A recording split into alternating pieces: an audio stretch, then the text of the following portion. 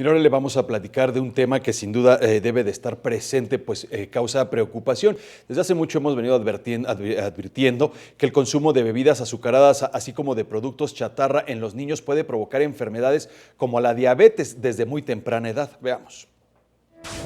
México ocupa uno de los primeros lugares a nivel mundial en obesidad en adulto, obesidad infantil y en el consumo de bebidas azucaradas, principalmente refresco, de acuerdo a la encuesta de Salud y Nutrición 2012.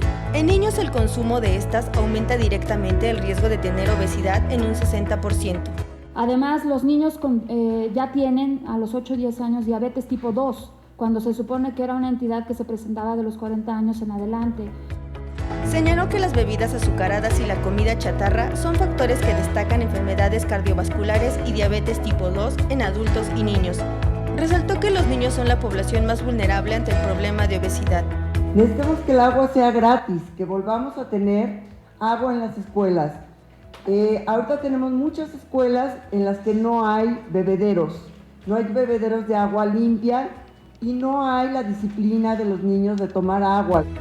Las especialistas sugirieron tener equipos capacitados que vayan a diagnosticar y tratar en escuelas y trabajo el problema de sobrepeso, suspender o reducir al máximo los productos procesados, disminuir jornadas laborales para que las personas puedan tener el tiempo de preparar sus alimentos, acercar a áreas de esparcimiento, escuelas, hogares y lugares de trabajo, bebederos, realizar ejercicio, evitar fumar y consumir alcohol.